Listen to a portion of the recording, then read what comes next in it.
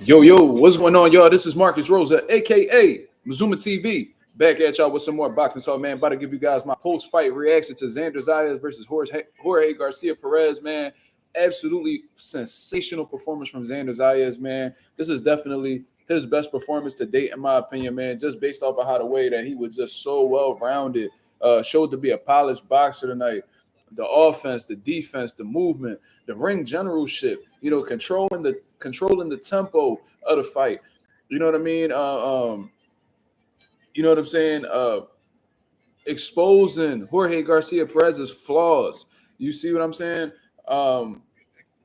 It was just an absolutely beautiful fight tonight, man. The aggression whenever he felt like turning it up, the combination punching, how he was able to punch as he was moving, which I thought was very impressive.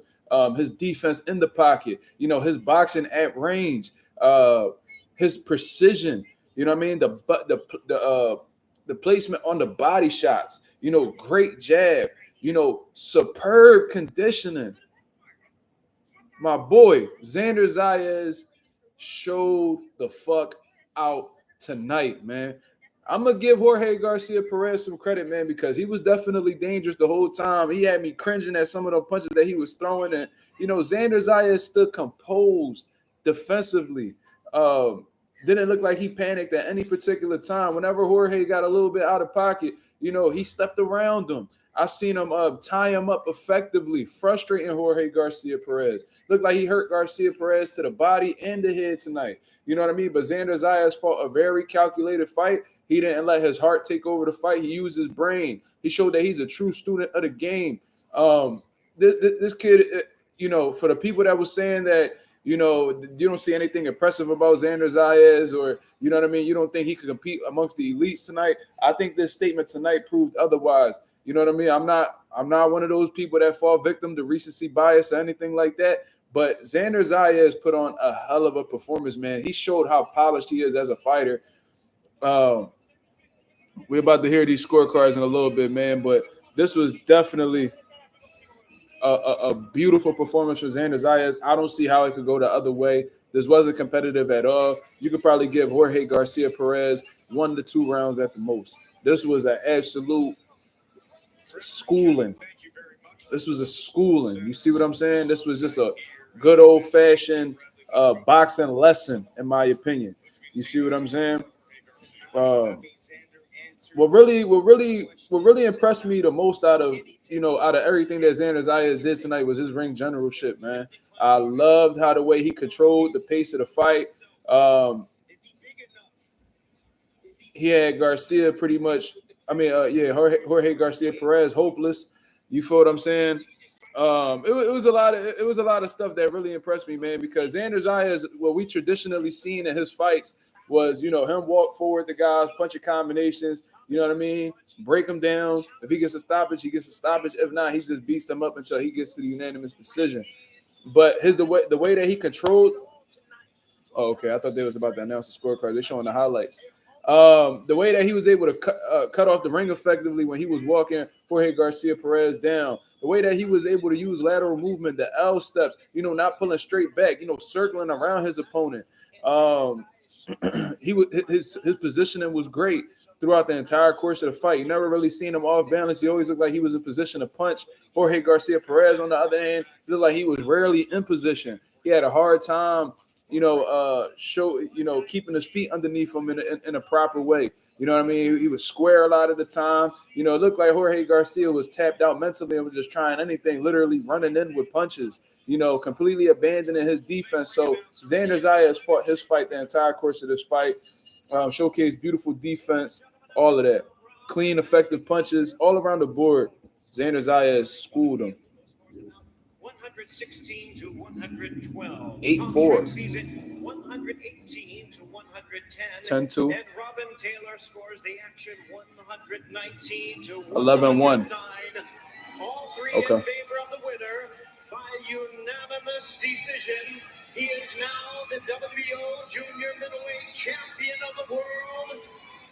El orgulloso Boricua de San Juan, Puerto Rico.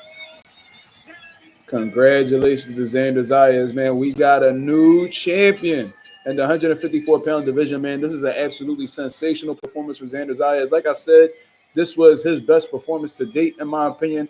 Not because, he got a knockout or because he absolutely dominated, because he showed to be well-rounded. He showed that he could do a little bit of everything tonight. You see what I'm saying? So, you know what I mean? We got to add Xander Zayas to the Puerto Rican champions, man. It looked like Puerto Rico's, getting back on a good streak after having a little slump for a little bit of time. So I think, Puerto Rican champions, you're talking about. Hold on, let me just hear Xander.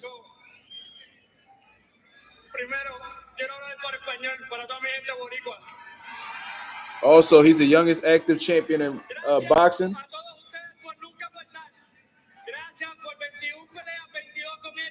Siempre presente, siempre dándome el cariño a todo el mundo aquí en Nueva York, todo el mundo en la isla, a todos los niños de Puerto Rico, de Latinoamérica, nunca se rindan.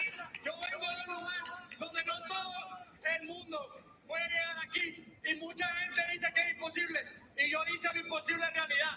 Desde los 5 años trabajando en esto y hoy a mis 22 lo cumplimos. Man, it's amazing. It's amazing to be here. To represent Puerto Rico at the highest level and to just put the pride of my island where it belongs at the top. We talked about Mexico, Puerto Rico. It's a rivalry that never fails. And you said that Jorge Garcia was going to bring out the best in you. What did he demand of you tonight for you to take this belt away? Boxing 101. I had to box my way to victory. I knew that if I sat in there with him, I was going to fight his fight. So it was everything behind that jab. That jab is the lead to everything, is the key to victory, and we showed it today. Describe the difference of how you dreamed tonight and what you're seeing now in the field. Man, it's a dream come true. I'd imagine it, and I can imagine it a million more times, and it will never be like this. This is beautiful. This is beautiful just to see my Puerto Rican fan base here in the island. Damn, Xander got a lot of people in that building, too. Well, you do dream of becoming a world champion since you were 5, and now you dream of unifying that belt. Yes. Who do you want to call out? Hey, Sebastián Fundora just fought last week. Background, my heart is also looking for an opponent. Hey, I'm ready in December. I also want to give her a big shout out to my mom. She never quit on me. She always knew that I was going to be in this position, and she made everything work for me to be here today. So thank you to my mom. Thank you. Any final words to the fans who have always supported you? Already you gave them the shout out, but this is a special moment for you. Puerto Rico, nos vemos el martes. Gracias a todos ustedes por el apoyo y por todo el cariño. I'll see you guys soon. Just like all the great legends, Tito Trinidad used to show up in Puerto Rico after his fights for a parade. Fans, don't let Xander Zayas down. Tess, it's up to you. Wow. Special young man. Puerto Rico got a new champion, and at that, they got the youngest active champion in boxing right now, especially amongst the males. Xander Zayas, man, 22 years old, just dethroned Brian Norman of that title. You see what I mean? So congratulations to Xander Zayas, man. He just called out Bakram Murtazaliev, which a lot of people have been avoiding. He said he'll be back in December. That's another thing he also said. So it seemed like he already got something in the works, something that his team was already working on. And he also called out Sebastián Fundora, somebody that he was supposed to fight initially, but vacated his title to not face Xander Zayas and face Tim Tszyu in a rematch. You see what I'm saying? So that's what Xander Zayas is looking to do. He just won a world title, and now he's looking to actually unify the division. So he's speaking the right language. Now, what his team does is a totally different thing. So, what he says and what, may actually happen in December is a totally different scenario. So we'll see. Like I said, though, absolutely sensational performance from Xander Zayas, man. Put on a great display of boxing today, man. Showcased a great jab, showcased great movement. Like I was saying, the ring generalship was the biggest thing for me, man. I really, really enjoyed this. He made Jorge Garcia Perez fight his fight. He did not allow Jorge Garcia Perez to fight an inside fight or, try to do some rock'em sock'em type shit. He took him to school tonight. He used his footwork to keep the distance. Hold on, who's speaking right now? Oh, this is Xander Zayas' coach. But anyways, you know what I mean? I'm sure he's proud of Xander Zayas and all that, man. I've seen him utilize some great feints. You know what I'm saying?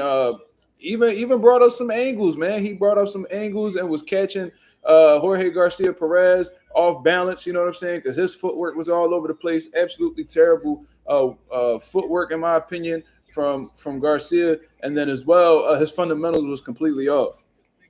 There was only a handful of times throughout that 12-round fight where I seen him actually throw a textbook 1-2.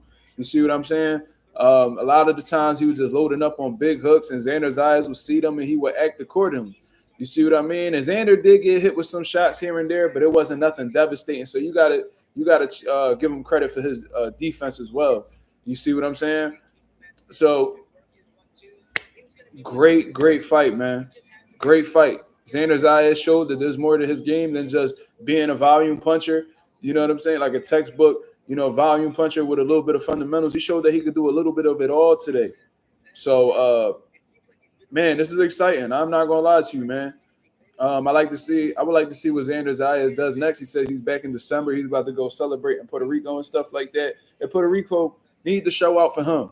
You know what I mean? Yeah, that motherfucker Edgar Berlanga had like 20 people at his parade after he lost to Canelo Alvarez. Y'all need to celebrate this man, Xander Zayas. He's actually from the islands, from San Juan. You know what I mean? He moved to PR. He moved to Florida early in his life. You see what I'm saying? But this man, he speaks Spanish very well. You know what I mean? He's actually from the island. So, you know what I mean? They should be showing out for him as a result of that. You see what I mean? Yeah, age 86, and he actually won. Yeah, of course. You feel what I mean? He said Berlanga pissed right now. Yeah. Yeah. I seen Xander today. Motherfucker posted what was it that he posted? A picture of Antonio Margarito with his raps with the fucked up raps and shit like that. I don't know exactly what he was insinuating. You know what I'm saying? I don't know if he's trying to say he got Antonio Margarito with Hamza Shiraz, but that's absolutely ridiculous. Let me just address that real quick. Yeah, I mean, because there's a lot of people coming out with excuses right now. I'm seeing Edgar Berlanga come out with this excuse. You know what I'm saying? He got Margarito. Then we got Ryan Garcia coming over here talking about how he didn't even train for Rolly Romero and that we weird for, criticizing him for his loss and, and all this bullshit, bro. Ryan Garcia is letting you know that he did not train. So let me get this straight. You didn't train for Rolly Romero at all. You didn't train for Rolly Romero at all. You said that Rolly didn't do shit after he knocked you down. Okay, what the fuck did you do? J. Cool 05 says, Zayas is food. Is that what you got from this performance? Is that what you got from this performance, brother? I don't know if he's food. You know what I'm saying? He's in a competitive division, so of course there may be some fights that may not go his way. He's in an action-packed division. But to say that he's food, the question I would ask to you is, who is he food for exactly? Okay, who would he be absolutely food for? Based off of what he showed you tonight, he showed he was well-rounded. Showed that he got solid defense. He showed that he could box. He showed that he could bang. He showed that he got a jab. He got hand speed. He got great conditioning. Who exactly is he food for?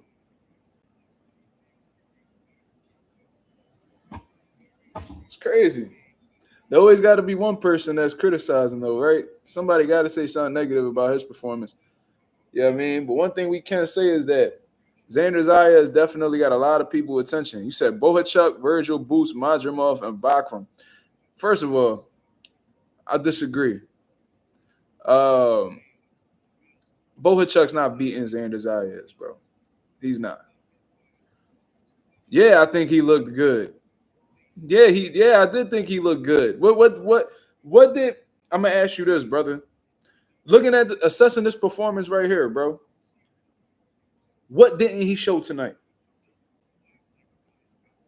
This was such a well-rounded performance. I would like to ask you, brother, what did Xander Zayas not show tonight? I don't know how they scored that shit 8-4. That was absolutely ridiculous. Whoever the fuck that judge was, you know what I mean? He need to go sit down somewhere. 10-2, 11-1. That was more like I like it. That was a defense. He didn't show you great defense tonight. He didn't show you great defense. Bro, he showed defense in multiple ways tonight. He showed you lateral movement. He gave you angles. He caught shots with the high guard. He even gave you head movement. Huh? He showed you 3 lines of defense in one fight, and you criticizing his defense? Ha! That's crazy. But, you entitled to your opinion, brother. But, you know what I mean? Ain't no way you sat and watched them 12 rounds and then be like, oh, this dude don't got no defense. Bro, when you got the type of style that Xander Zayas has, you might get touched here and there. Yeah, he's a volume puncher that, takes chances, and he could be aggressive at times. So that's a recipe for, getting hit here and there. It wasn't like a Pernell Whitaker, type performance defensively, but how many people could say that they're Pernell Whitaker? Only one. You know what I mean? There's not that many defensive greats like Pernell, but regardless, that man showed responsible defense today. He showed responsible defense today. Like I said, I seen Jorge winging big shots. I seen Xander catch shots on the high guard. I seen this man utilize footwork to keep Jorge Garcia off balance. I seen this man use angles to constantly make Jorge reset. I seen a little bit of everything today. I seen him slipping and countering. Bro, he had a sensational performance all around the board. All around the board, bro. 7-3 Garcia stole 3. First of all, this was a 12-round bout. Big play Bray. Mr. Big play Bray. What you mean 7-3 Garcia? 7-3. It's a 12-round fight, brother. We gotta make sure we counting right, man, before we make these opinions. We gotta tighten up a little bit, brother. Go 787 says, I got Xander against most brawlers or come forward fighters. It seemed like he got the recipe for them. It seems like that's a style that Xander Zayas thrives against. You feel what I'm saying? It seems like that's a style that he would much rather be in the ring with, because those type of guys he don't got to look for. He can put his combinations together. You know what I mean? He could be himself. I would like to see how Xander would do with somebody who has boxing ability. You know what I mean? That he can't match wits with. Like, what done what? You feel what I mean? Giving Jorge 7 rounds and saying, yeah, there ain't no fucking way he won 7 rounds. So, Bray, you telling me that Garcia won 7 rounds? You said 7-3 Garcia. So, based off of that, you telling me that Garcia edged the fight. You saying that he won 7-3 when it was a 12-round fight. Okay, where the other 2 rounds go? You got to answer that, brother. That's a crazy opinion to have. I don't know. That's almost like an opinion that we're not even going to accept for real. I usually let motherfuckers get their opinions off and respect them, but he says Xander. Oh, shit. Do I favor Ortiz or Fundora over Xander? Those are all competitive fights. You know what I'm saying, R3? Those are all competitive fights, and they can have their success. You got to go ahead, bro. Let me see. I'm sorry, y'all. I got distracted real quick.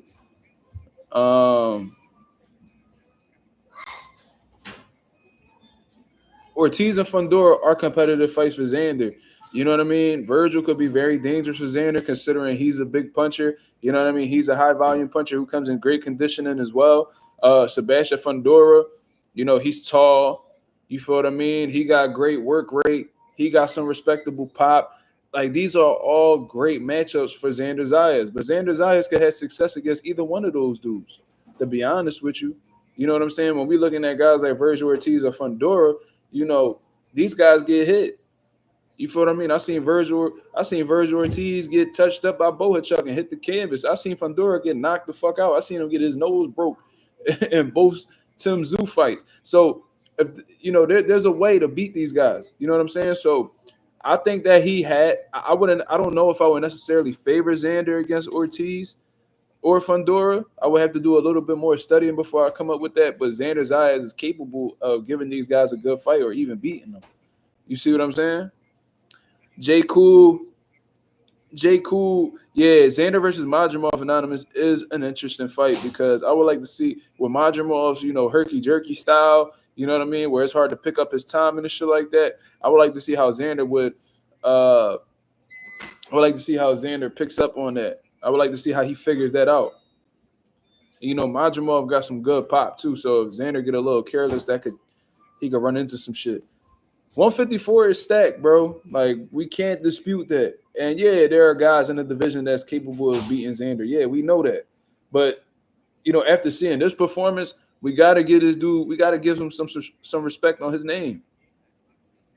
You know what I'm saying? Who's saying? Oh wait, J Cool 05 says the way I see it, he's just a good, solid fighter right now. He doesn't have any eye-opening attributes in terms of speed, power, or skill set yet. I disagree. I disagree with you again. If you looked at that fight and you wasn't impressed by his skill set, I don't really know what you was watching, bro. I don't know what you was watching. Like, these things are because first of all, his work rate is impressive. For him to perform in the 12th round like he did in the first round, that takes a special type of conditioning to do so. So we got to give him credit for his conditioning. His movement was smooth. Jorge Garcia had a hard time getting to him. And Xander Zayas was able to punch as he was moving. A lot of people can't do that. Some people have to set their feet while they punching. Xander Zayas could show that he could set his feet and punch, and he could punch off of the move as well. Very impressive. A lot of fighters cannot do that. You know what I'm saying? He could punch off the back foot. He could punch off the ropes. He could punch going forward. You know what I'm saying? I see this dude create offense off of angles. How are you not impressed with this performance? He's showing you that he got more than one line of defense to his arsenal. He showed you 3 different ways. I seen him catching punches. I seen him slipping punches. I seen him evading punches with his footwork. You see what I'm saying? Showed a great jab. That's a great jab that Xander Zayas has. He has good hand speed. I seen that man. He was on the move, dropped on the dime, and it was either in the 10th or 11th round. Shot a 1-2. He shot a 1-2-3. A 1-2-3-2 right down the pipe, and then got right back on the move, and Jorge could not keep up with him. That's very difficult to do. Garcia's cheat skill set trash. Okay, but this is somebody who just came off of beating one of the boogeymen in the division at the time, Charles Conwell, and it took Xander Zayas' skill set to show that Jorge Garcia's skill set ain't there. So either way that y'all look at it, you got to give Xander Zayas credit for his performance. I'm not going to let anybody throw shade on Xander Zayas' name. And I've never even been the biggest, fan of Xander Zayas, where I'm just parading him around as if he the next Tito Trinidad. Never been that. But at the same time, looking at this performance right here, I didn't hear nobody saying that Jorge Garcia was trash. I was seeing people say that. We had Marky Dan in the building talking about how Xander Zayas was going to get his pockets ripped off him and he was going to get beat to death and all this crazy shit that Marky Dan be talking about. And Xander Zayas stunning on Jorge Garcia tonight. Easy work. Easy work.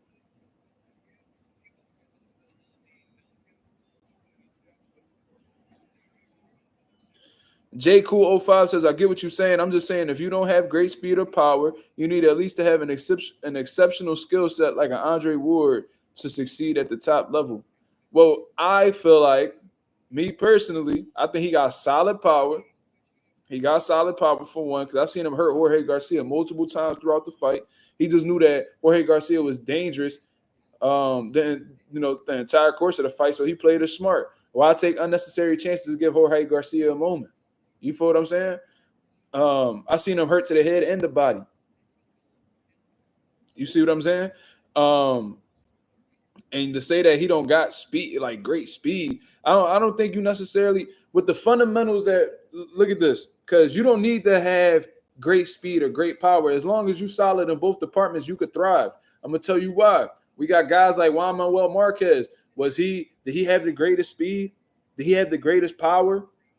Did he have this exceptional skill set like Andre Ward? No, but he happened to be fundamentally sound, have good timing, good counterpunching ability, and he was able to be a multiple-time champion and beat notable names throughout the entire course of his career and become one of the greatest fighters to ever come out of Mexico. So I disagree, brother. I think as long as you are well-rounded and you're good at multiple things, you could thrive in the sport of boxing. Mikey Garcia is another one. Mikey Garcia wasn't the fastest. He ain't had the biggest power. But his fundamentals, along with his conditioning, his mental fortitude, I think that's what was able to get Mikey Garcia to be a 4-division world champion. You feel what I'm saying? So Xander Zayas, it's too early to say exactly what's going to be going on with his career or how the way his career is going to unfold. We don't know. But one thing I can say is that Xander Zayas, he's now a world champion. He's the youngest world champion in boxing right now. And I think that he has a lot of abilities that people are overlooking, like yourself, J. Cool. And I think that you need to study up on him a little bit more to really get an understanding of where his skill set is at. Because one thing you could say about Xander is he's a great combination puncher for one. Do I think Mikey Garcia was one of the best pound-for-pound punchers from 126 to 147? No. He definitely had a shit ton of pop. He definitely was knocking people out at 26, 30, and 135. But, like, we talk pound-for-pound punches, that's a totally different conversation, brother.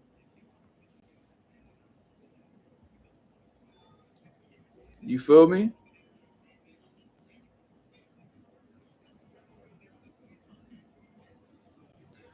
Anonymous brings up a great point. Jorge Garcia has never been stopped before, and also Xander hurt him multiple times. I've seen it too, brother. Clarissa got some competition right now. What you mean? The girl giving her work? What you talking about, man? What is we talking about? Don't tell me Clarissa getting worked over. What is you talking about? You lying.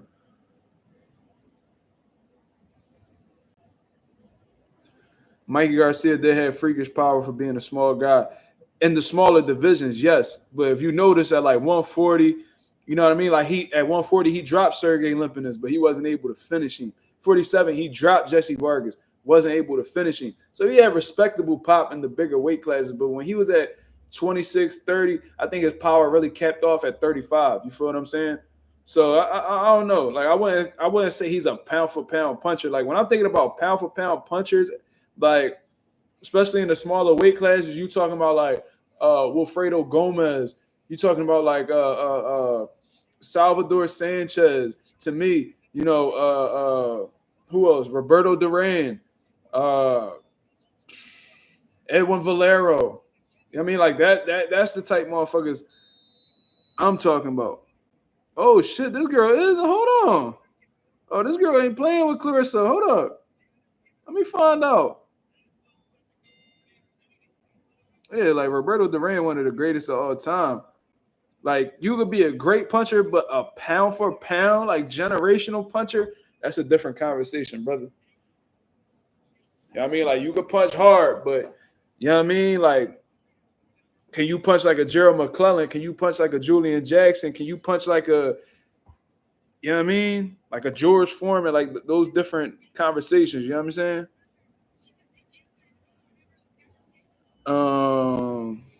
But Mikey Garcia, he's one of my favorite fighters all the time.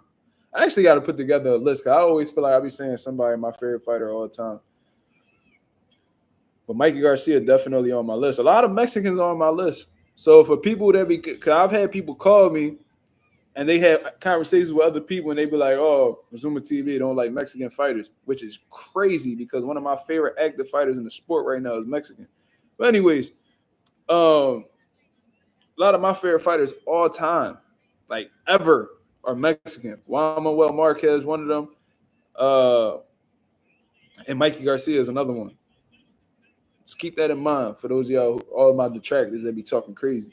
You feel what I mean? I ain't even get the chance to talk about Bruce Carrington because of Xander Zayas' performance, man. Bruce Carrington showed I kind of feel like both Xander and Bruce Carrington showed similar performances tonight. You know what I'm saying? I think they both showed how well-rounded they are, how polished they are as professionals. You feel what I'm saying? I doubt that was planned. That might have just been a coincidence or whatever the case is. But one thing I can say is that Bruce Carrington really showed out the night as well. You know what I mean? The fight started off being like a battle of the jabs against Heita.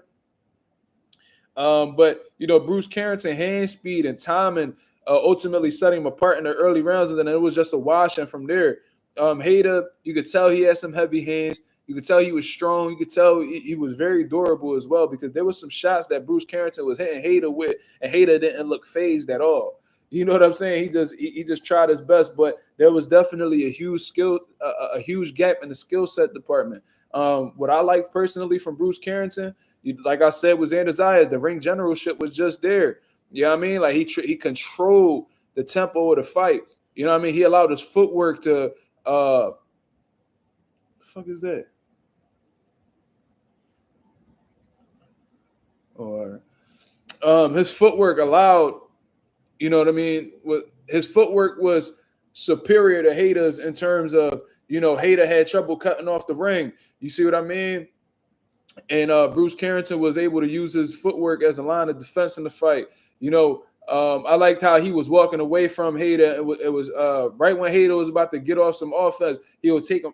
In the boxing gym, we'll call him take it for a walk, you know what I mean? Which is another term for, using lateral movement to make your opponent reset. He did a lot of that. I liked his foot feints. The thing I liked about Bruce Carrington's foot feints was not only was he using his foot feints to throw his opponent's rhythm off, but he was also using his foot feints to close the gap and get some shots off, you know what I mean, at mid and close range. You know what I mean? So he used his foot feints to, for one, help defensively, but also to create offense. You know what I'm saying? So I genuinely enjoyed Bruce Carrington's performance as well.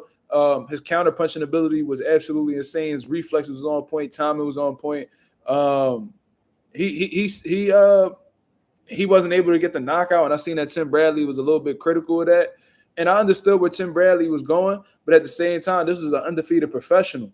From what I understand, the dude Heita was an undefeated professional, and although, you know what I mean, he didn't have no crazy names on his resume or anything like that.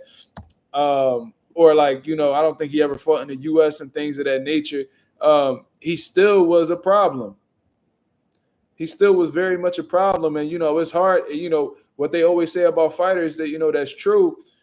Well, about undefeated fighters is it's hard for them to accept their first loss. They're very stubborn.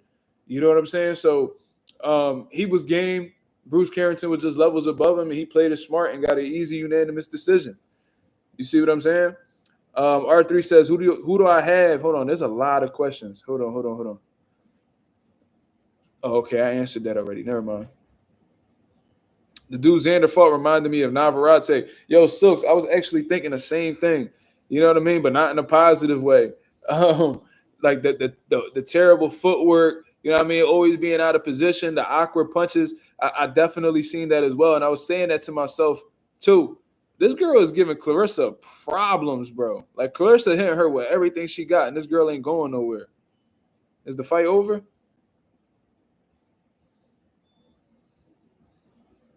Okay, I think the fight's over.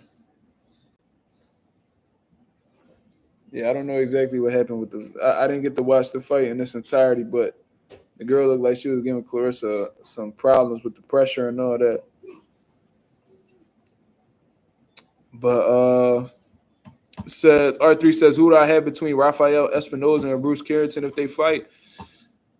I'm rocking with Espinoza in that one, man. I think Espinoza got a little bit too much for Bruce Carrington. I ain't gonna lie to you, but I think Bruce Carrington needs to take the chance. I think he needs to face these champions. You know what I mean? He's 28 years old. He ain't really got much time to waste. And it's not like he's somebody in boxing that started late. From what I understand, Bruce Carrington been boxing for a hot-ass minute now. So, you know what I mean? Like I always say, boxing has a small window. It has a small window, so you got to get what you got to make the most out of your career, because once that window's shut, you're not going to be able to open that bitch back up. You feel me? You said that's a 50-50 to you? Okay, I mean, I respect that. You feel what I mean? But Rafael Espinoza, I think the height is going to be a problem. Like a motherfucking 6'1", 126 is insane. The volume punching, Rafael Espinoza got some pop on his punches as well. He's a problem. He's definitely a problem. And I was watching a few of Espinoza's fights and stuff like that. I don't think anybody in the division right now fucking with Rafael, but that's just me though. You feel what I mean? Obviously, we gotta wait and see. Like this dude 6'1", and I think he got like a 6'2" reach. That's a problem. That's a problem, bro. I'm telling you. I want to see if Shushu can handle Espinosa pressure and output. Well, I can tell you this. I don't know if Shushu can handle that, but Shushu is definitely he got skills, man. He definitely got skills. You know, he responsible with his defense. I seen that with Heita. He got good legs too. I mean, he could probably give Rafael some problems, but I just think that offensively, I think that's where it's going to be a problem. I don't know if Shushu could keep up with Rafael Espinosa offensively. You feel me? I don't know. That's going to be a problem. R3 said, I was super high on Robesi Ramirez and he couldn't beat Espinosa. That says a lot in my opinion. Yeah, I was big on Robesi too, man. I was big on Robesi too. I was rooting for him with Espinosa. Then when I saw the rematch, I was like, oh yeah, he about to go get Rafael and motherfucker laid an egg in front of the world, bro. I was like, God damn. So Rafael done fucked up my whole perception of Robesi Ramirez, but you know, it is what it is. But yeah, man, you know, just to go back to the main subject, you know what I mean? I like both of these guys' performances today. Like I said, I seen that Tim Bradley was a little bit, you know, critical of Bruce Carrington's performance. He felt like he could have really stepped on the gas and stopped Heita and stuff like that. But you know what I mean? I think I just don't like how everybody's just expecting a knockout all the time. You feel what I mean? They feel like that's the only way to win. That's the only impressive performance you can have. It's like a lot of people just losing the idea of what boxing is. You know, nowadays everybody think boxing is all about knockouts and, you know, finishes and, you know, motherfuckers being concussed in the ring, bro. It's also with science, my nigga. Like, it's also with science. Like, what I really enjoy about boxing is seeing these guys have, you know, how smooth they are defensively, seeing their footwork, seeing the counter punching. You know what I'm saying? How the way they thinking in there, how they positioning themselves, you know, how they work off of the ropes. You know, like I enjoy seeing shit like that. A great jab. That's one of my favorite things to see. If you got a great jab, bro, I really enjoy seeing that. Punch placement. That's something that I pay attention to as well. You know what I mean? If you're digging them shots to the body, how the way you set traps, you know, all that good stuff, bro. You feel what I mean? It's just annoying that, like, if you don't get a knockout, or you trash, or you're disappointed, your performance was disappointing, or, you know, your performance was all right, but you could have got the knock. No, bro, fuck all that, bro. Fuck all that, bro. You feel me? This ain't just for motherfuckers who do, like, if you just want to see knockouts, bro, then just go ahead and just, you know what I mean? Go watch bare knuckle or some shit. Like, I don't know what motherfucker. Go watch the slap, the slap contest. If you want to see knockouts and shit like that, go ahead, just go watch that, man. It's like boxing, just like everybody, man, fuck the science. Fuck the science. Just give me the knockouts. Nah, bro. I appreciate the knockouts, just like everybody else do. But I appreciate the science as well. And I appreciate the science just as much as I appreciate the knockouts. That's the difference between me and a lot of these fans nowadays. You feel me?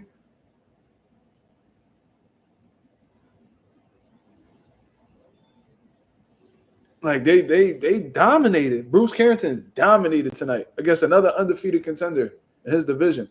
Xander Zayas dominated in his first title fight against a game fighter and Jorge Garcia, who defeated an undefeated avoided contender at the time, Charles Conwell.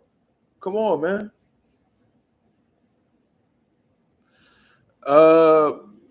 Mr. Big Play Bray says, I'm back now. I was trying to say Zayas won, but Garcia won some early rounds with him being active late in the round.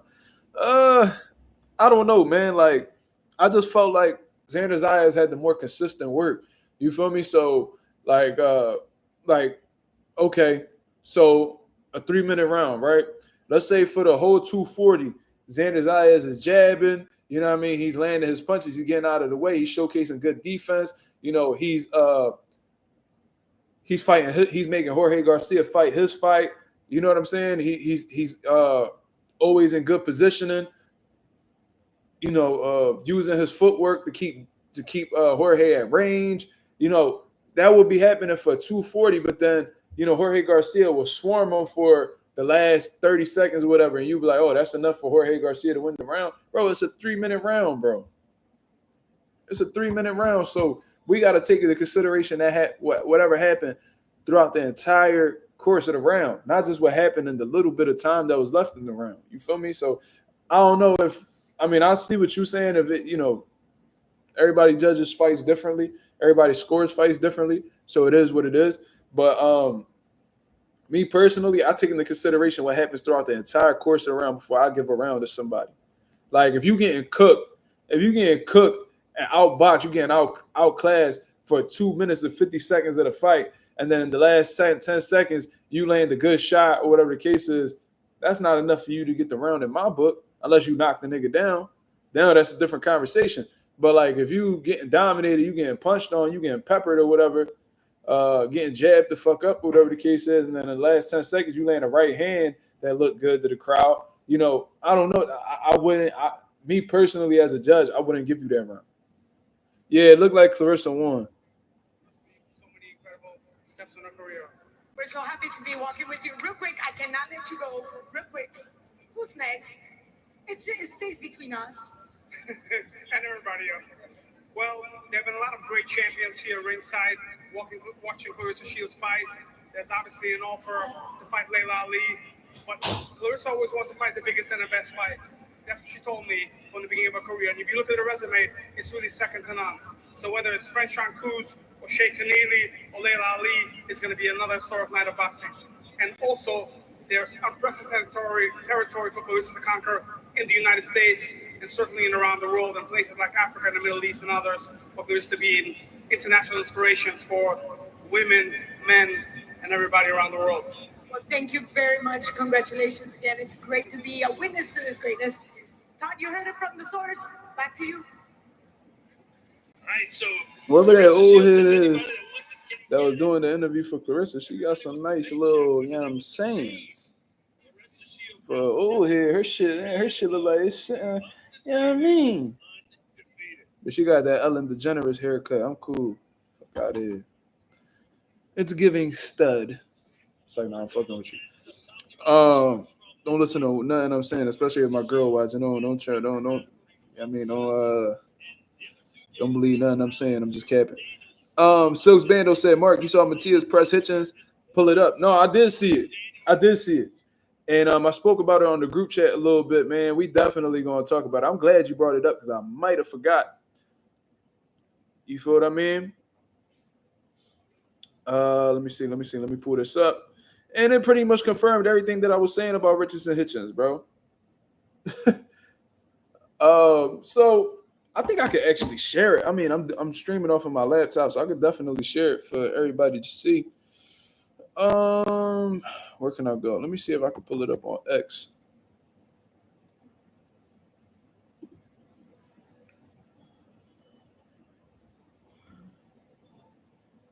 Well, I should, of course, say what in the Tom and Jerry. I wonder what he talking about. Xander and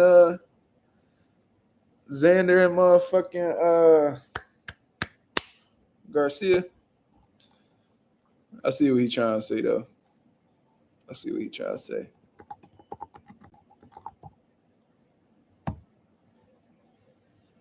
Wait, what? Why is there like a trend on Twitter that I'm seeing? Saying Subaru Mateus is black. I mean, no shit. The fuck? Of course he is. That's funny as fuck. Anyways, Subaru Mateus just been going around fucking with people.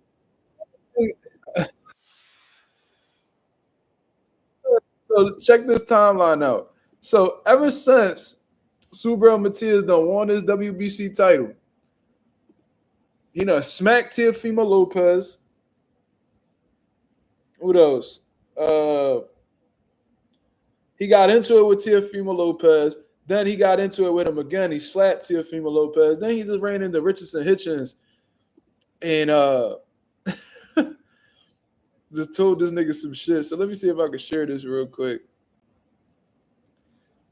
And I'm so glad that Subaru ran up on Richardson Hitchens, bro. Let me just share this real quick. Hold up. All right. Let me raise this up. No, you're gonna knock me out? You think so? Yeah, because I think you got a good technical. I like it. Yeah. I appreciate it. Yeah. You pressure close. No, real close. I'm wrong. Yeah, nah. But you don't have the power for stuff. You don't got no power. No, I don't got power. You don't got power. You keep going. Yeah. So he said, I like your technical skills. Well, Subaru first said, I feel like I'll knock you out. That's what he said. I feel like I'll knock you out. He said, I like your technical skills. You know, I like your skills and shit like that, but I don't think you got the power to keep me up off you. And Hitchens said, you ain't got no power, which is crazy, but whatever. Nah. Yeah. But Now, no, you're gonna knock me out? You think so? yeah, because I think you got a good Oh, no, wait. This ain't technical. the full clip. Yeah. This ain't the clip that I saw. You pressure close. That ain't the full clip. Hold on. My fault, y'all. That was only 25 seconds. They was talking for way longer than that. They bet like 100,000 and all.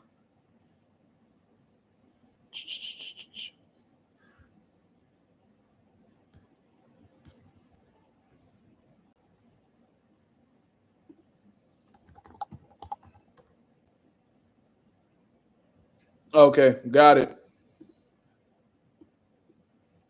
I got it, y'all. Hold on, let me share it.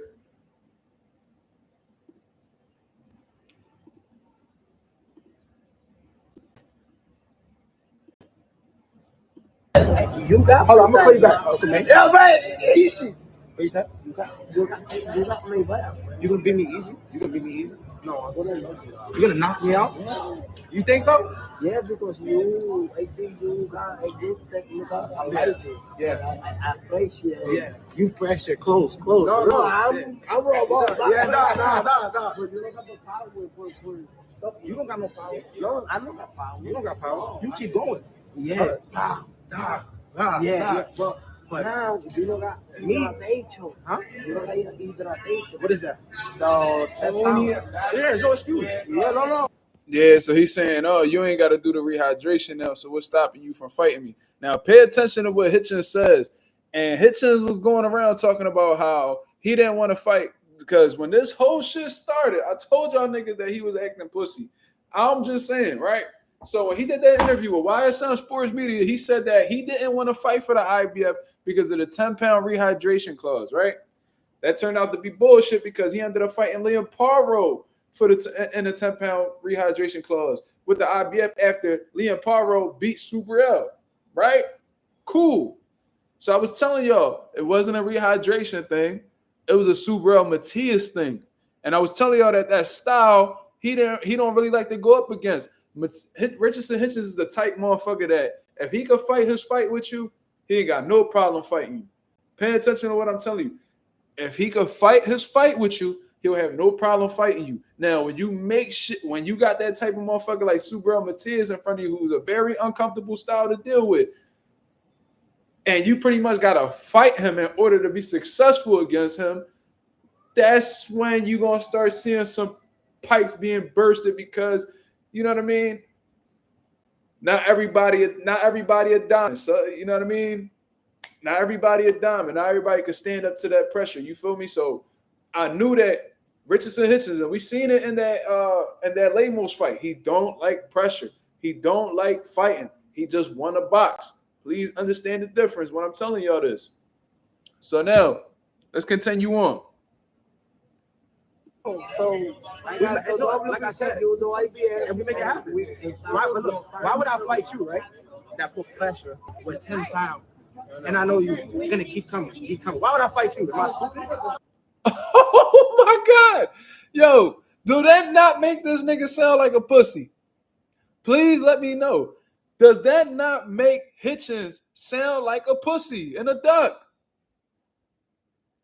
Y'all motherfuckers gotta start listening to me when I'm saying shit. He literally looked Subro right in his face and he was like, yo, why would I fight you when I can only put on 10 pounds? That pressure, you know what I mean? Dealing with that pressure and all that. You think I'm stupid? So what Hitchens is saying is when Subro's doing the same 10-pound rehydration, Subro's doing the same 10-pound rehydration. He's saying, basically, I don't like my chances if I can only put on 10 pounds the night of the fight.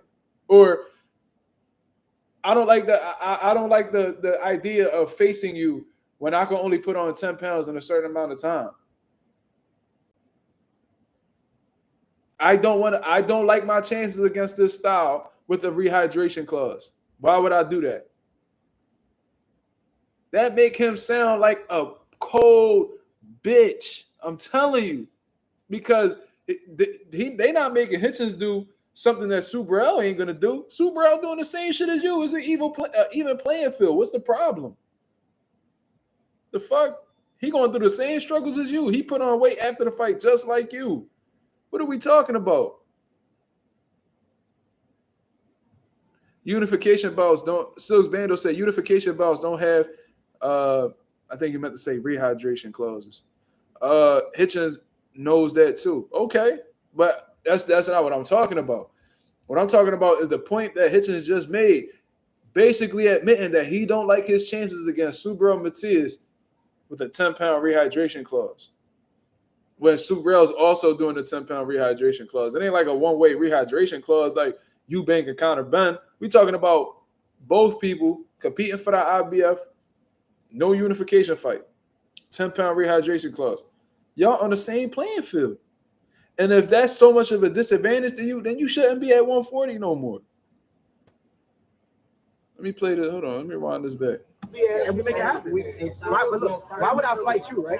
That put pressure with 10 pounds. And I know you're going to keep coming. Why would I fight you? Am I stupid? I'm going to fight you now. No rehydration. Yeah, I know. Okay. You know that it's because we got the hydration. No, you smart. No. Yeah, you smart. Your head big. Your head big. His head big. That's funny. Subro do got a big ass head. But what I am going to say is I just find it funny that Hitchens saying that Subro is small, but then T.O.'s going around saying that that Subro is big. You feel what I'm saying? Then I heard from an interview that Subro did that Devin Haney saw him and was like, damn, you put on weight fast as shit. So basically that means that Devin Haney views Subro to be a bigger guy too, but somehow, some way, it just feels like Subro is small. I guess it's all subjective, right? Yeah, bad. They got big head. We make it happen. Mine's too. This nigga Hitchens told this nigga, you got a big head. Subro was like, yeah, I got big balls too. That's hilarious. Subro don't give a fuck, bro. No. Yeah, Your head big. Your head big. Yeah, bad. They got big head. We make it happen. Mine's too. Mine's too. I'm a champion for a reason. I beat the guy that beat you. Remember that. He beat you. I like that. Bag that hits his head right there. That's probably the only thing you got against Subro. But at the end of the day, when Subro was champion, you ain't want that fade, nigga. So who gives a fuck about you beating the nigga that beat him when you ain't want to fight him when he had the title? You waited until Liam Paro got the title to fight for the title. You probably wouldn't even be a world champion right now if Subro beat Liam Paro, to keep it 1,000 with you. Think about it this way. For real, you got to thank Subro Mateus. Because without him losing to Liam Paro, you wouldn't even be champion right now, nigga. Where you would have got a belt at?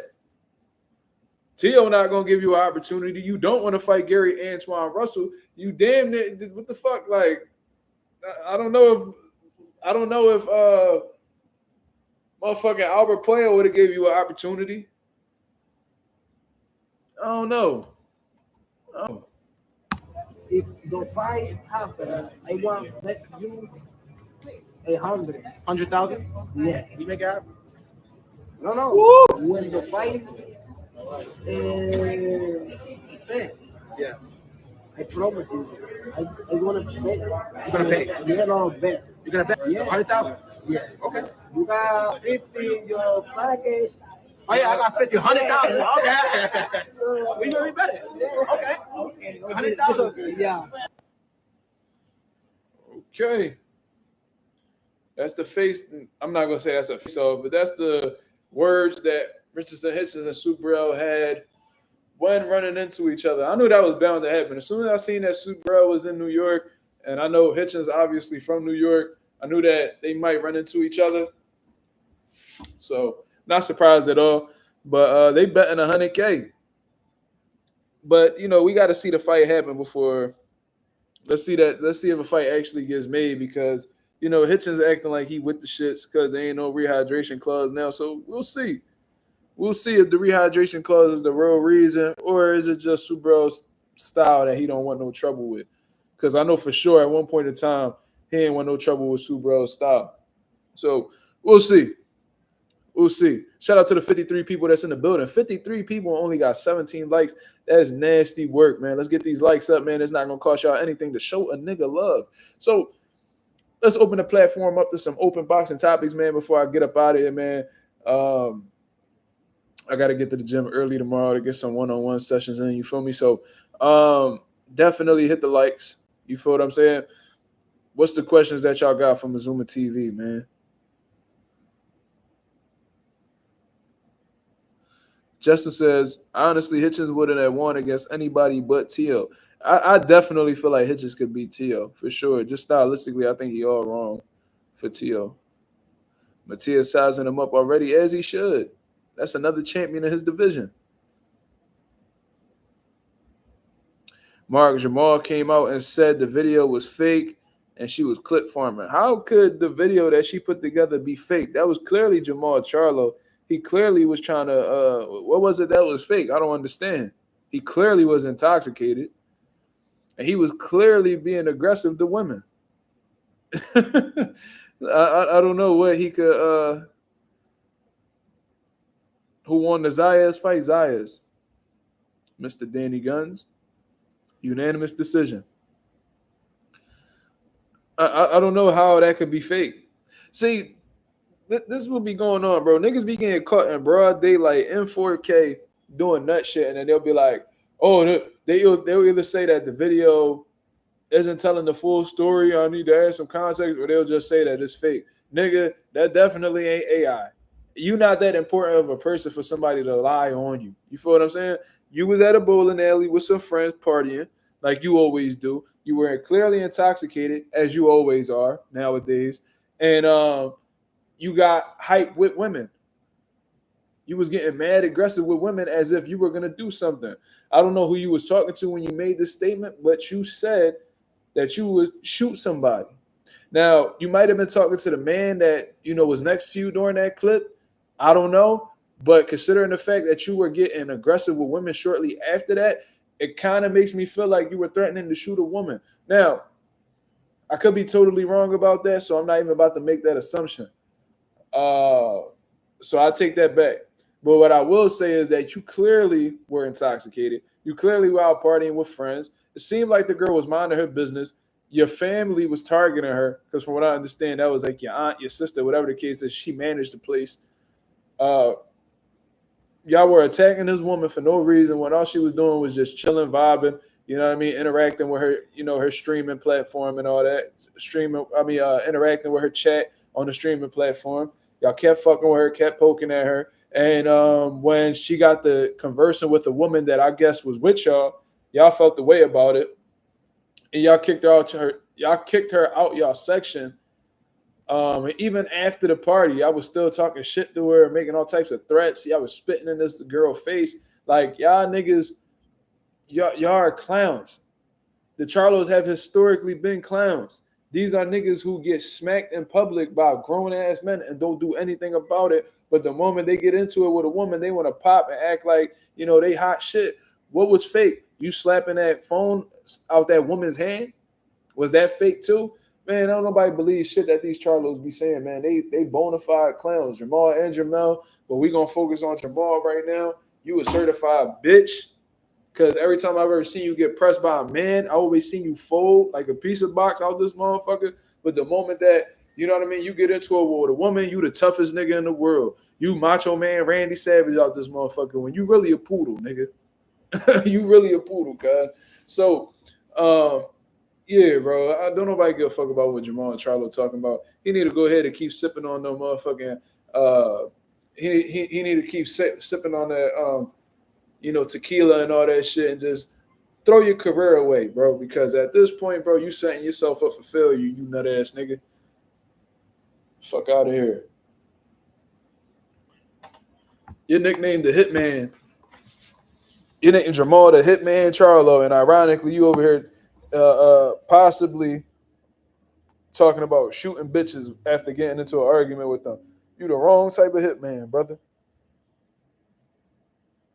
G-Bo with the $5 super chat. What's going on, brother? I hope everything is well with you. He says, Coach Mark and the nation, I love this community. Much love to you, brother. You one of the biggest supporters on the channel, so every time you come through, it's always love, always positive energy, man. Thank you for coming by and chopping it up with us on a daily basis. You feel what I'm saying? Salute to the boy. Salute to the boy G-Bo. Feel what I mean? One of the biggest supporters of the chat. Pound for pound, undisputed supporter of the channel. You feel what I'm saying? He said wasted talent for real. Hey, man, I don't know. God got a funny way of giving talent to nut-ass niggas. Like, if you really think about it, a lot of these dudes that's in the boxing game or just sports in general, like the most gifted motherfuckers be the biggest assholes or just be the biggest pieces of shit in the music industry, in the motherfucking and the sports industry, all over the place, bro. I don't know. I don't know what it is. I don't know what it is, bro. But some people don't truly appreciate what they have until they don't have it anymore. You feel me? You might not appreciate that woman that you had in your life until she walk away from you. You know what I mean? You might not enjoy that $100 that you had at one point in time when you have $0 until you have $0 in your bank account. You know, humans have traditionally been that way. They don't appreciate something that they have in their possession until it's no longer within their grasp or within their reach. Jamal Charlo's going to be one of them. I promise you. This man done went through, family situations and that resorted to him drinking when he could have easily channeled that energy into the sport of boxing and took his game to a new level. But, people go about things different ways. Some people, when they go through situations, when they go through any type of negative situations or they go through any lows in their life, they, as a result of all of that, look to destroy themselves. Then we got other humans when they having downtimes in their life, they invest in things that uplift themselves. You feel me? So it's all about the type of person that you are, man. You feel me? You either love yourself or you don't. And your actions will show whether you do or not. When I went through the lowest, when I was going through my situations that y'all know about, you know what I mean? I ain't pick up a bottle. You feel me? I ain't pick up a bottle and take shots to numb my pain. I embraced that motherfucker. I went straight to it. You feel me? Because, I mean, if you just have a life where, everything's all easy, bro, that shit, you don't learn nothing from that. You don't develop any type of character when you just having it easy all the time. You know what I mean? And you also don't grow as a person when you run away from your problems. You feel me? So this motherfucker Jamal Charlo just he trying to numb the pain, and all he doing is just making it worse. All you doing is just making it worse, brother. You know what I mean? You need to have somebody sit down with you, not your emotional ass brother. You need to have a real man sit down with you and have a conversation with you. I would love to have a conversation with Jamal Charlo. I would love to. But something tell me that I wouldn't even get through to the nigga. But I would love to sit down with Jamal Charlo and be like, yo, why are you doing this? You one of the best fighters in the world right now. You in a position to continue for the amount of time that you have left in your career, create generational wealth for you and your family. Why are you fucking this up right now? Do you want to be another sob story? Do you want to do you really care about your kids? Do you love your kids? Do you love yourself? Because the way you're moving right now, it don't make me feel like you love yourself, brother.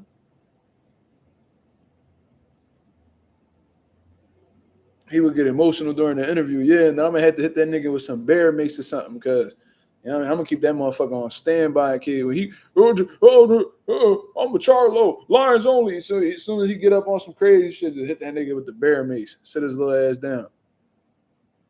Shit.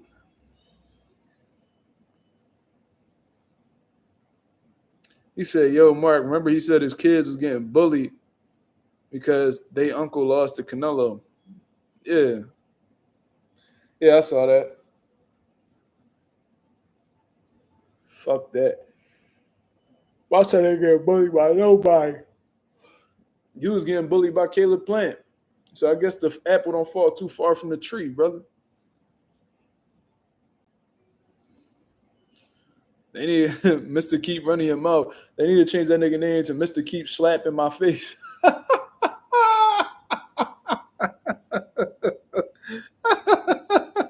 Mr. Keep slapping my face. Mr. Not doing shit about it.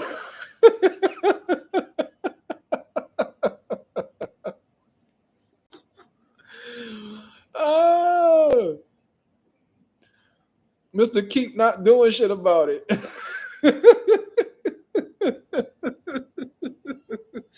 Mr. Keep getting smacked. Don't nobody believe that tough shit, nigga. Fuck out of here. Y'all niggas only tough in the ring, dog. Fuck out of here, dog. I ain't a half a fighter. Listen, I ain't half the fighter that neither one of y'all niggas is, Jamel or Jamal. If I was, I'd be a rich motherfucker by now. But one thing I can say, my heart double, triple y'all nigga sizes. Promise you that. I would rather, bro, on some real shit, let's say Caleb Plant slapped the dog shit out of me, right? Let's say he slapped me the same way he slapped Jamal. I promise you, bro, that would have been a fight. I would have been okay with getting knocked out after the fact instead of just sitting there and just holding my face or just walking away like nothing happened.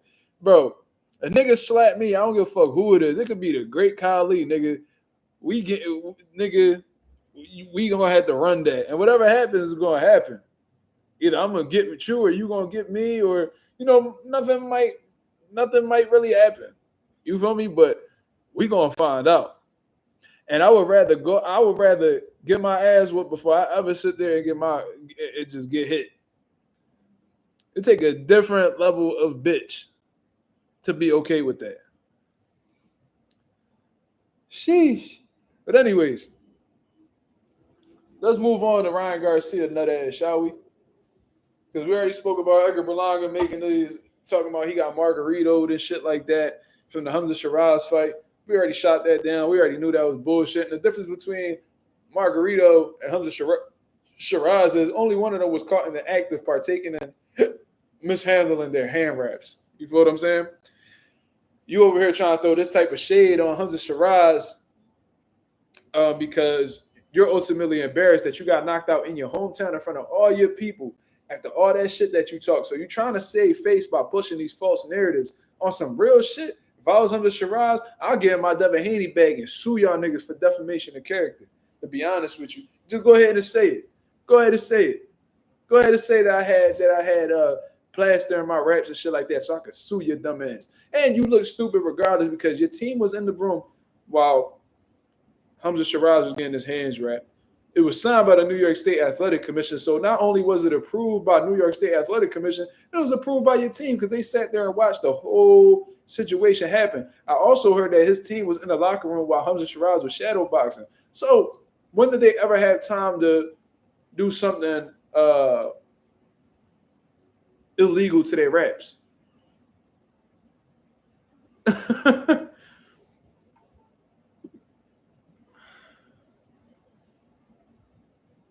Round one said he heard you talking crazy. He said you're not a fighter, you a phony.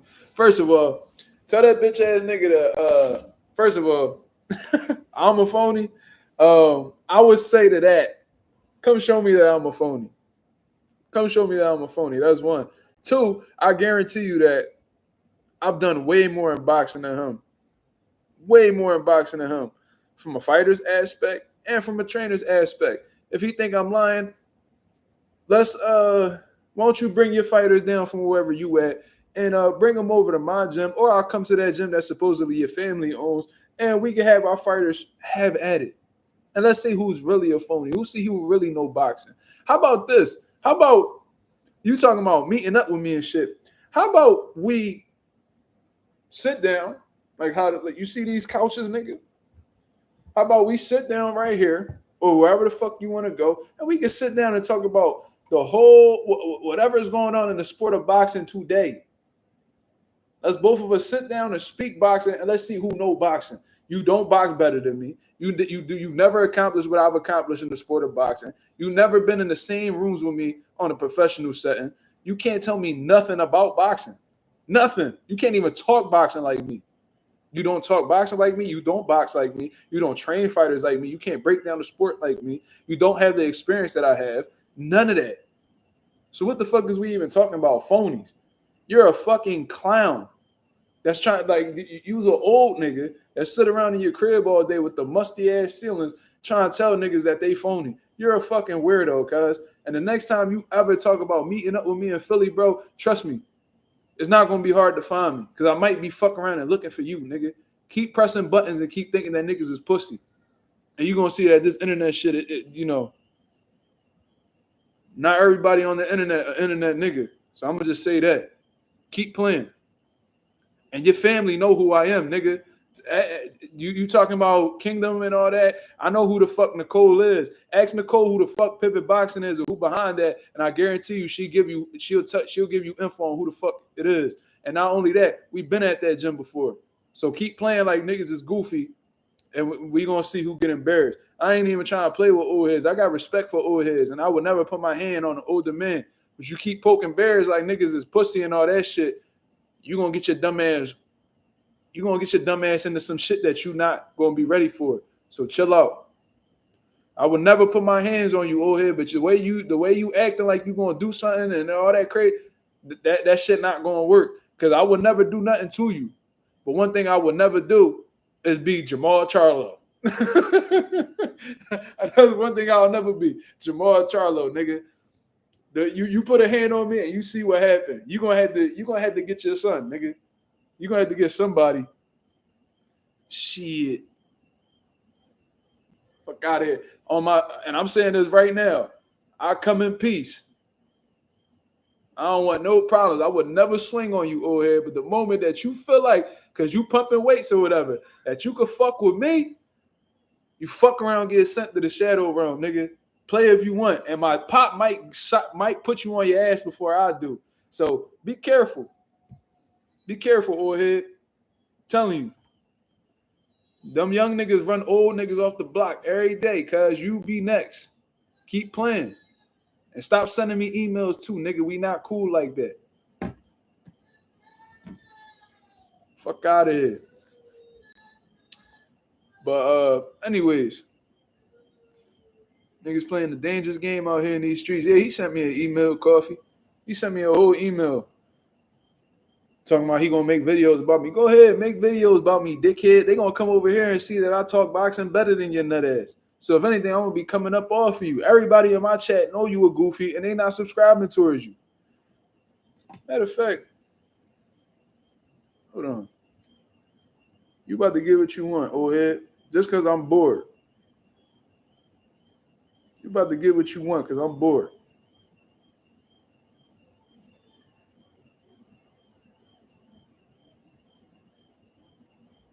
This nigga Gmail, hold up.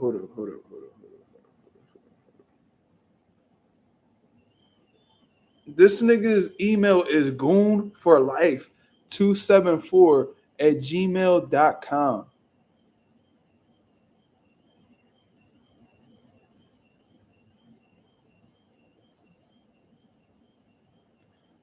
Goonforlife274@gmail.com. Is this real? Like, am I high? Hold on. This nigga name is Goon for Life. Nigga, you weird, bro. Something's wrong with you. Something's really wrong with you. Hold on.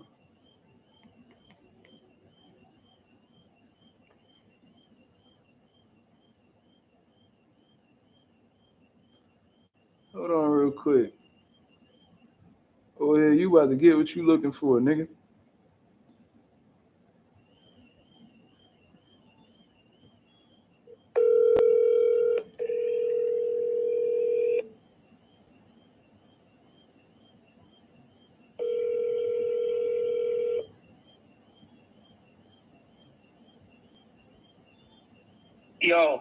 Yo.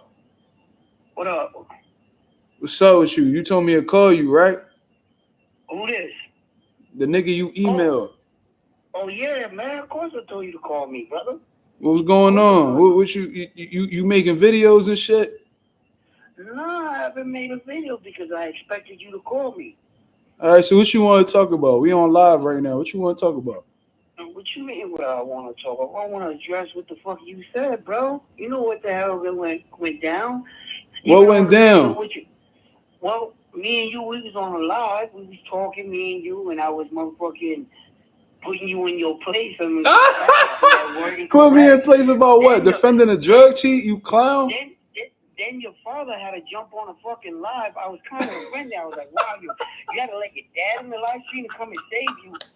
So by me showing you respect, whoa. How you put me in my place? How you put me in my place? How you put me in my place? Hold on. We'll get to that. Nah, nigga. My pop came on because he wanted to come on. All right. Yeah. So, so what, nigga? If he want to come on, I'm going to let him come on. That's my pop. What you mad because your pop won't show up for you? Huh? You turn around and say, yo, my pop. So what you mad? You mad? Where your pop at? So I was like, wait a minute. Where your pop at? You mad? What do you mean with my dad? My dad passed away. No, I'm saying, was he there to defend you when you like? What's up? Your pop ain't never stand up for you? Nah, not really. You let me have. So that's why you feel away because your pop they support you. Nah, I don't let my pop on the show, and then I gotta be like, okay. Because so you mad? You mad because he bitched you up on the live? You mad that he bitched you up on the live? So I gotta be gangster in order to validate who you are for me not to be a pussy. I ain't gangster. So I gotta show you disrespect. I ain't gangster. So by me showing you respect and showing your family respect, I'm a pussy. That's what it is. No, I said you got bitched up. You did. Oh, no, brother. You was choking. You was choking. And what was this shit you was? Hold on. So this shit that you was talking about meeting up with me. What that mean? What you mean? None of that, bro. Why don't you play the tape, bro? I don't need to play nothing. I remember what happened. I said you got bitched up. I ain't saying nobody was joking with you, nigga. Come on, bro. If nobody got bitched up, bro. You got bitched up on the live. You got bitched up on the live. The reason why your dad came on the show was to save you. He didn't come from on the what? show because you were winning. From what? Save me from what? So no, I said from what? I said from what? I ain't say so what. I said from what? Here, bro. Listen, from what? You was getting better. Why don't you got the tape, bro? Would you erase it? No. Because it's funny I can't. Bro, I done did a million lives. I done did a million lives since then. What is we talking about? Anyway, wait. What the fuck I gotta do, right? On Ness's platform, that Turkey Island Sheet pops on a surprise. You ain't contribute nothing to the conversation. You was trash. That's not my fucking show. All right, but you there though. But you there though. That's Ness's show. So why you there? You got the interview. Why you there though? Everybody was asking questions except you. Yo, check it out. That ain't Two-Tone show neither. He was asking questions. Yo, and then Ness's wife popped up on the chat and said, "Yo, Two-Tone, you're saying ghetto shit, bro. Say shit correctly." He contributed to the conversation though. You didn't. But listen, I chose the highway. I said, listen, I'm on an interview. This is my first one big like this. I chose two separate answers. I'm gonna learn from the situation. I'll have more time, and I'm on a bigger platform.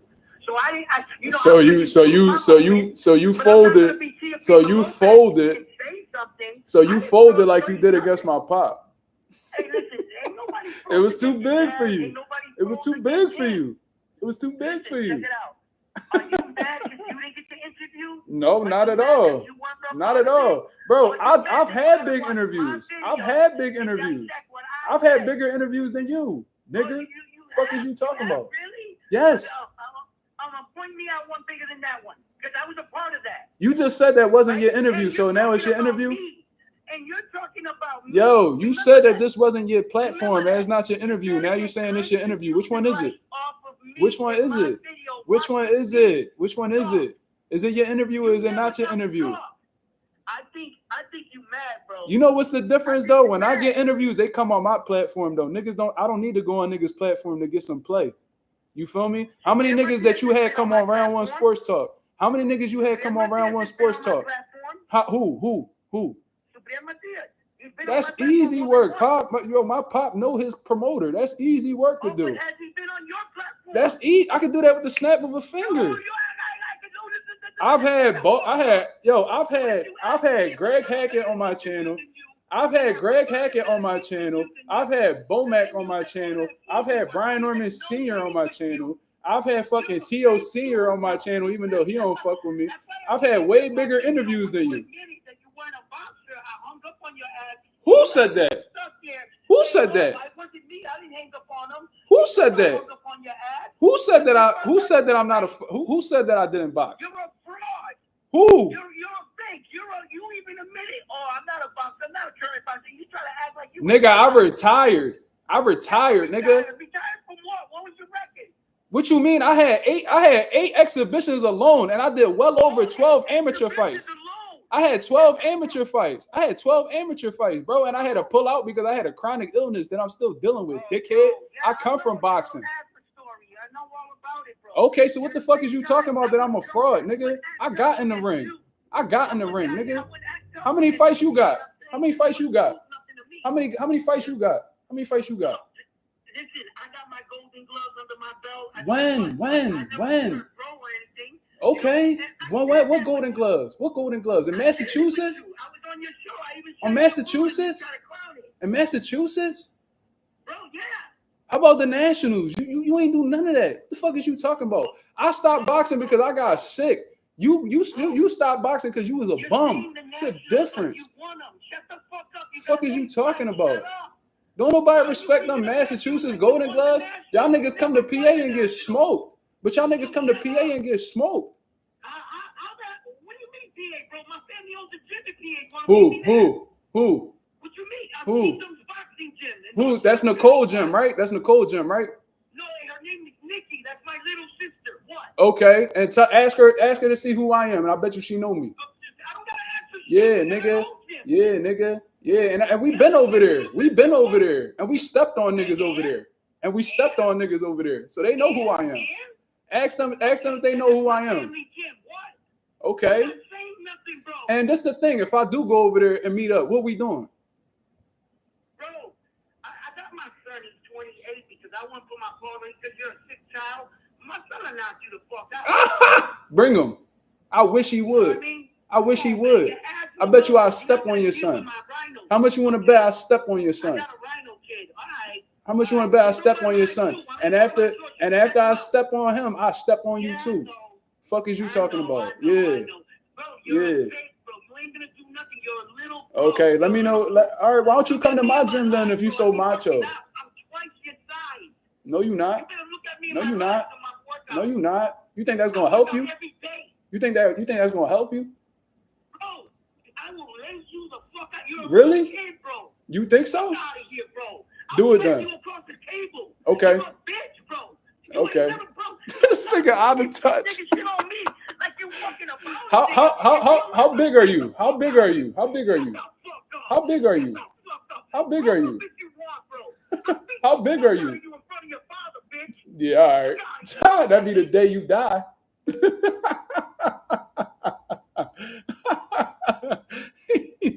He mad as shit. He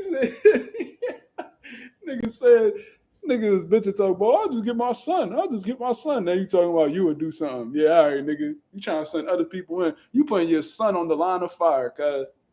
Yeah, all right, nigga. Out your fucking mind, nigga.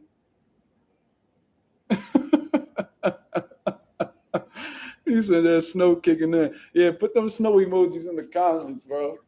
I love this type shit. Niggas ain't saying nothing. I would love to see his son. I'd love to see what your son to do, nigga. Talk about you. Niggas so gangster, bro. Niggas is so gangster. He twice my size. Everybody say that until they see me in person. Then they like, oh, never mind. Stupid ass. Everybody always say that till they see me. And I said her name Nikki, right? No, it's Nicole. Man, shut the fuck up, nigga. I know exactly who you talking about.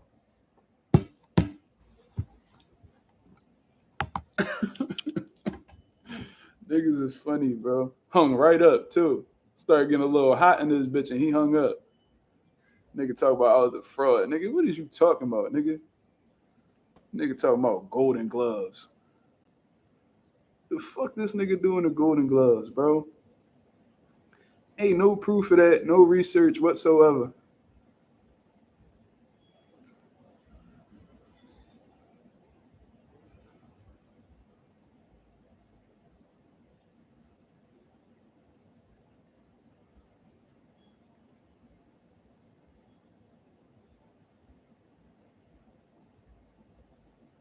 Niggas really be frauding.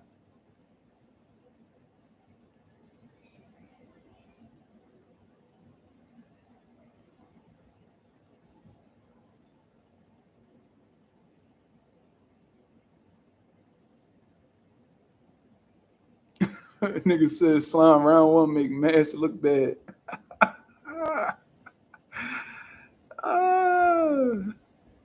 Niggas is funny, bro.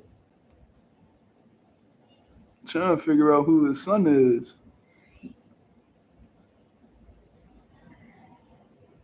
Fuck out of here. Bring all them niggas, bro. Bring all them niggas. I love this shit.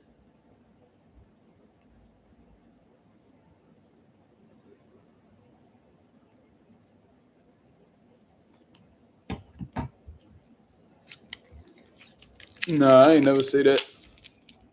I would never disrespect slime.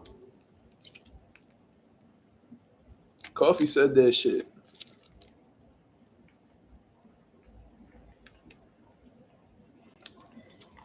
I wasn't talking crazy about mass.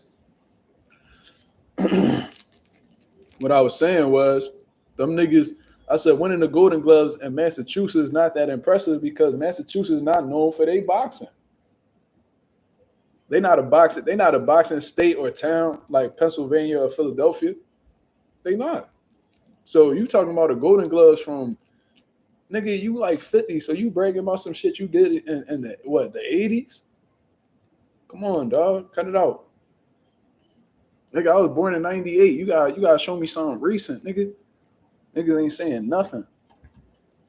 I'm trying to find where he won the Golden Gloves at. Because that's usually something that you could find on the internet.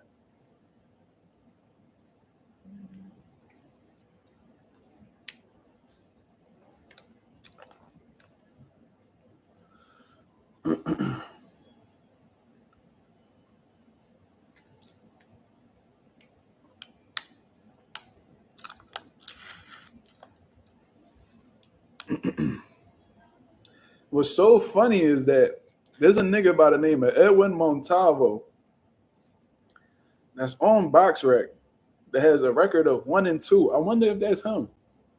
Because they say he's from Lowell, Massachusetts. And he happens to be from Massachusetts.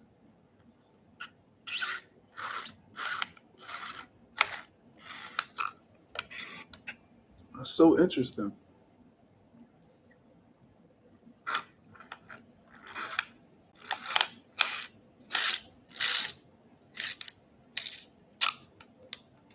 So interesting. I could get in trouble for giving people number over the internet, bro. You know what I mean? I don't think I could do that, brother.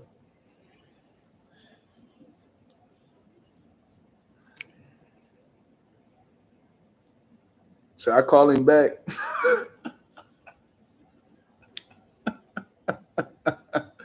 Should I call him back?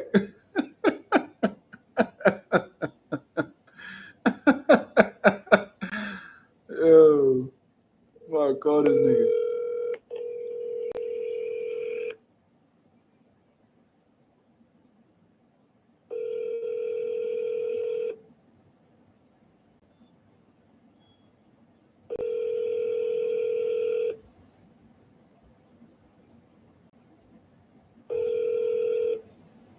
call has been forwarded to voicemail. The person you're trying.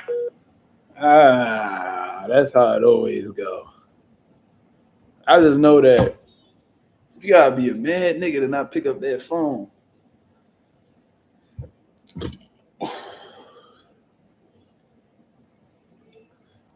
You people, he started talking about.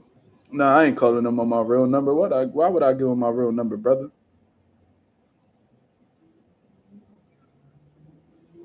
As a matter of fact, Slime.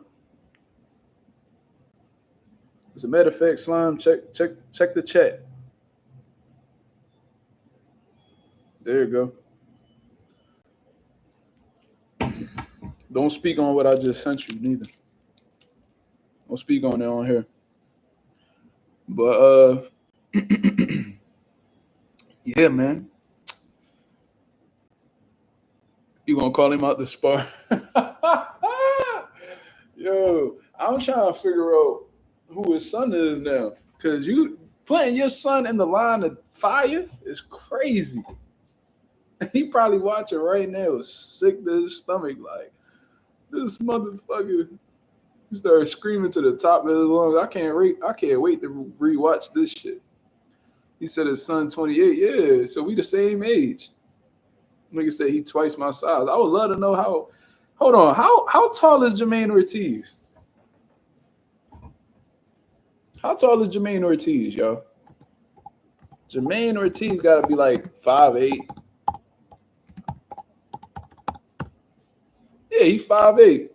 And he got a picture with Jermaine Ortiz, and Jermaine Ortiz is a lot bigger than him. I'm taller than Jermaine Ortiz, round one. So if you twice my size, I guess I just look small on the internet, bro. That's hilarious.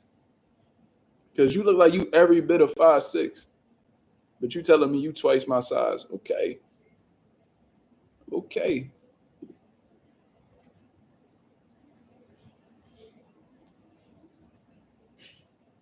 That's interesting.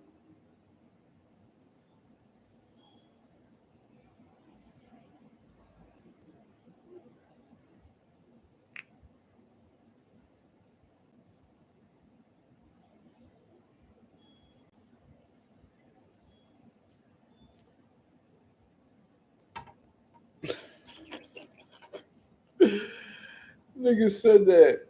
Yo, if somebody could go back and find that live, bro, I would appreciate that so much.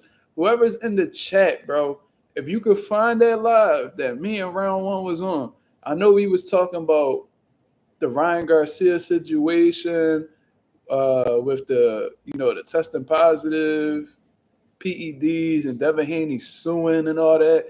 If somebody could find that live, yeah, bro, go find that shit for me, please, Coffee. If you can find that, John, I appreciate that. He said that on the live. I said that I wasn't a boxer. Now, I probably said that because I'm no longer active in boxing.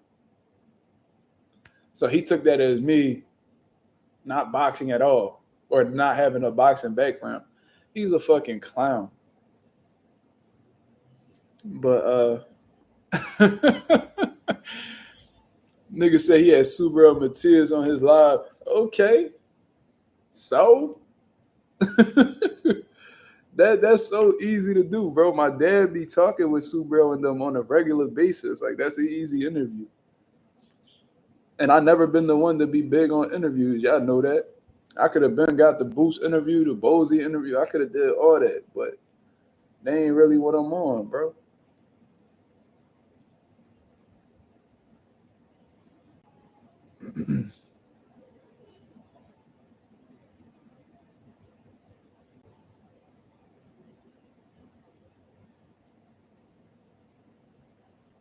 This nigga Tim Bradley says Pacquiao beats Tank. God. This nigga Tim be on some shit, bro. Jesus Christ.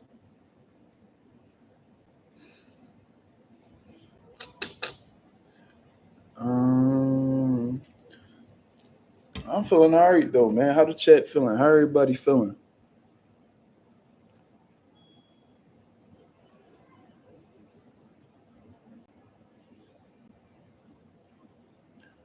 Damn. He said Coffee don't fuck with us. Like, bro, he don't need to make a social media to fuck with us. He checking in with the chat every day. It's cool, bro. It ain't that serious. Mark, you fuck with the new profile pic? I can't see it. Hold on, let me see. Oh, yeah, Rolf, I fuck with that John. You gotta keep. Yeah, you gotta keep that John. That's a bad John. See, I ain't the type. See, I be feeling bad when I be talking about niggas after they losses and shit, but bro, Edgar did that shit to himself. Oh, you found it. All right. I don't know how you could send that to me, brother. I guess you could put it in the chat. And then I'll just look at it later. Yeah, just put the link in the chat, bro. I'm so confused. Like, this nigga said that he was cooking me and my dad came in to help. Like, what? Yo, Two-Tone saying Xander ran, and I'm seeing Mexicans say he fought like an American. Like, motherfucker, y'all Americans too.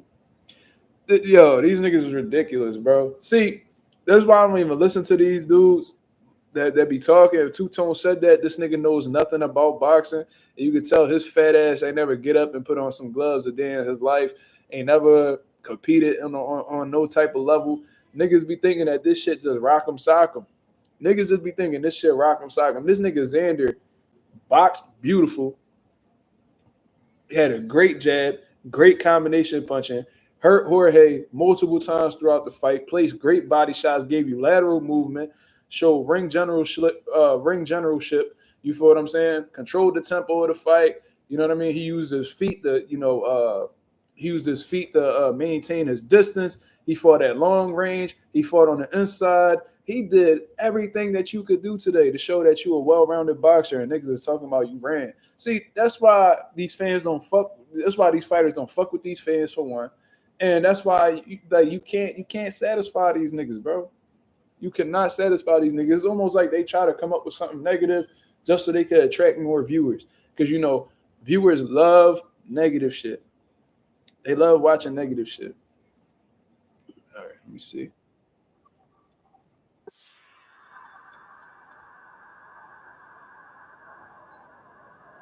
All right, I got it.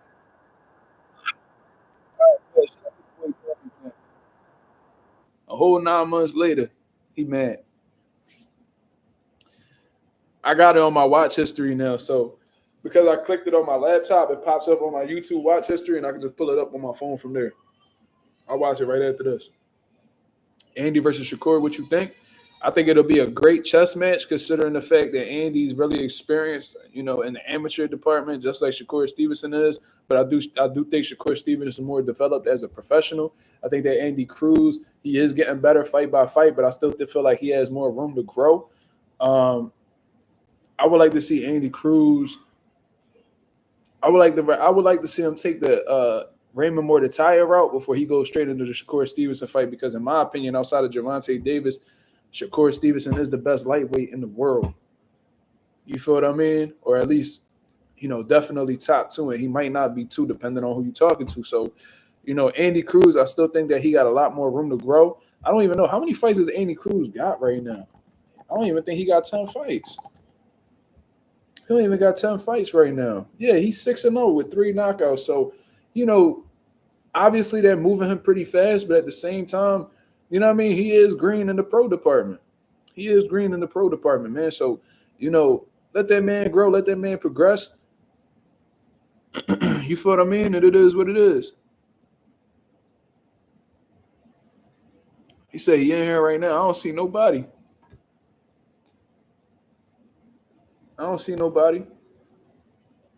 He not popping up on my John. Hold on.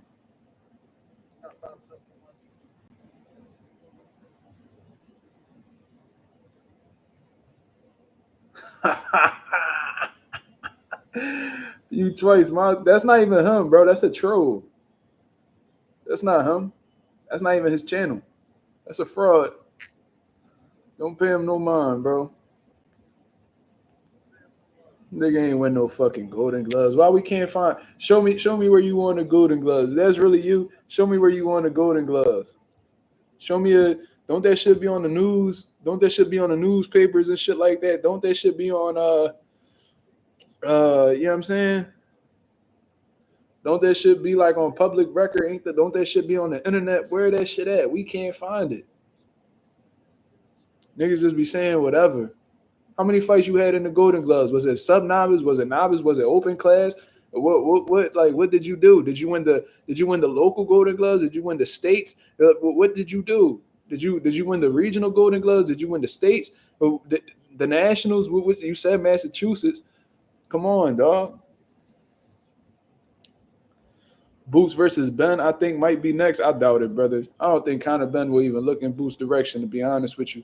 You know, Conor Ben trying to get that rematch with Chris Eubank. If not, you know what I mean? I think that he just gonna find find a fight to stay busy, bro. You know, I remember when Boots was IBF welterweight champion of the world, they was asking Conor Ben who he would like to fight next.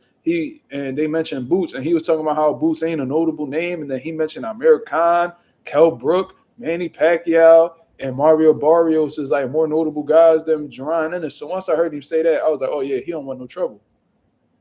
If you saying that shit, if you 3 out of the 4 niggas you mentioned at the time was retired, if you feel like they're more like relevant names than Jerron Ennis when he was a legit world champion in the weight class, that's just another way of you saying I don't want no trouble with dude. And if that's the case, it is what it is. Reformer said it's a big money fight. Of course it's a big money fight. I'm not disputing that whatsoever. But, you know, at the same time, Conor Ben don't seem like he's too intrigued with making a Jerron Ennis fight happen. That's just the reality of the situation. I think that if he was genuinely interested, I think they would have been made the fight happen by now. Or at least, you know, be building it. You don't even hear Eddie Hearn talking about that fight. And I was telling y'all years ago, well, not years ago, but about a year ago, a year plus so ago, that Eddie Hearn's whole intention was to move Jerron Ennis up to 154 to you know, give Conor Ben some play or a realistic chance to get the world title at welterweight. Because you already know what he's going to do. Same shit he did with Kell Brook. He's going to win the world title at welterweight, then hold that belt hostage in the UK for as long as he can. That's what we do know. Anthony Joshua said he retiring at the end of this year. By 2025, he said he retiring. He said his last punch will be thrown in 2025. So with that being known, Eddie Hearn is looking for his next UK cash cow. That's his bread and butter. Yeah, I mean the UK. He know the UK market like no other, right? So he needs somebody to replace Anthony Joshua. Who he gonna do that with? Conor Ben, most likely. He probably got the most potential out of all the UK guys in terms of being a cash cow in the country. Eddie Hearn, I don't know how to move these guys. He gonna keep them in the UK, keep selling out the O2, the Wembley, all that bullshit, and holding Conor Ben with that title for as long as he can.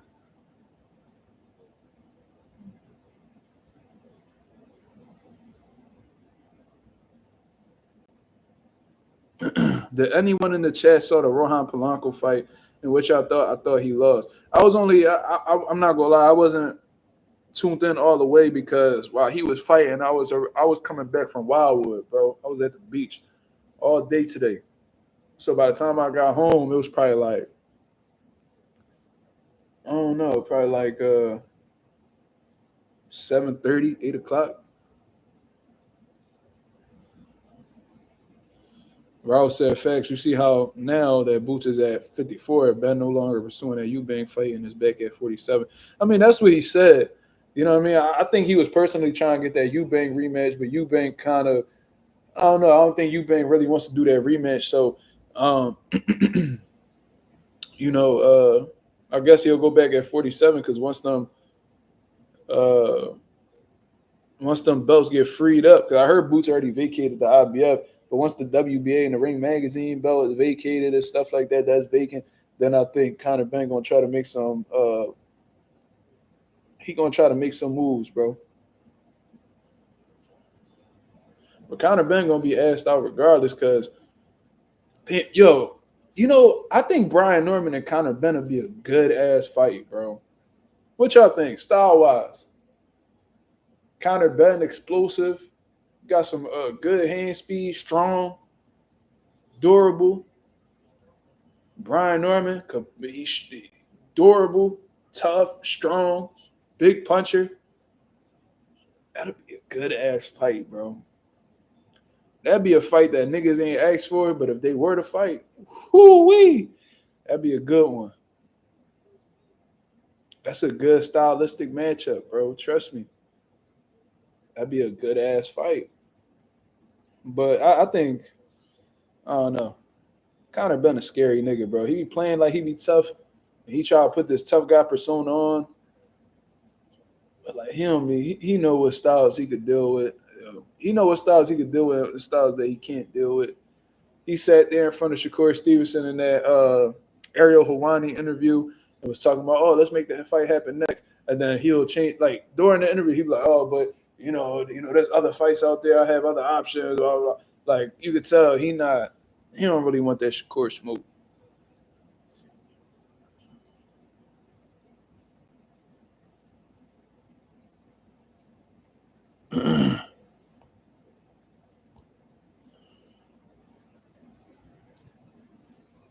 But I'm gonna get up out of here, man. I appreciate everybody that came through and showed love as always, man. If you could go ahead and hit the like button on the way out, that'd be very much appreciated. You see what I'm saying? We had a great little live today, man. A little bit of everything, a little bit of back and forth, a little bit of boxing talk.